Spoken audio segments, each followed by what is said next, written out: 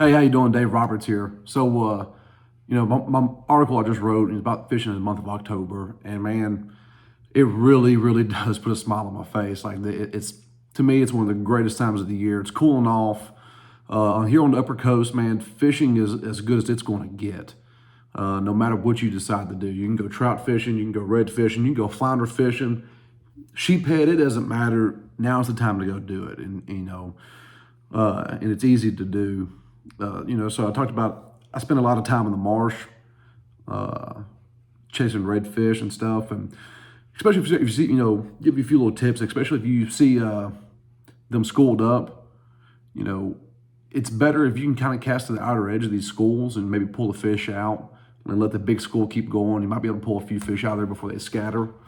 Uh, if you do push them, watch which way they go, and you'll be able to see which direction they go and then kind of just follow them, track them down, and get to them like that, and get back on them and catch a few more out of it. Uh, Especially on the main lake, if you're chasing schools of birds, groups of gulls, and everything.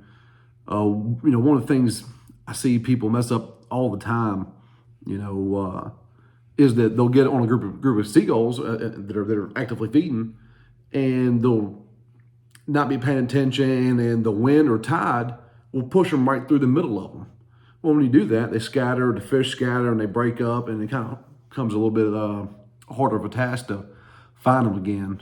So, especially, like I say, if you get there and you have a little bit of time, get out on the water and just stop in the middle of the lake before you get into a group of seagulls and see which way you're going to drift, see which way the water's moving, which way the wind's going to push you.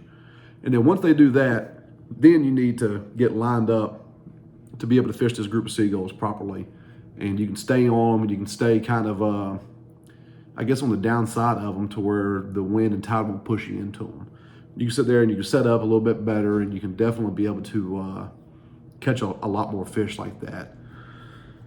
But man, like I said, you can go catch plenty of trout, plenty of redfish. I mean, everything. This is, plus on top of it, bow season's starting. Duck season's not far away. October, man, it's here. It's finally cooling off. It's time to put a little light jacket on. Yeah, man, it really is a special time. So, I want y'all to go out there, man. Be careful, have fun. Yeah, go catch some fish, man. Enjoy life, man. Y'all have a good one. Thank you.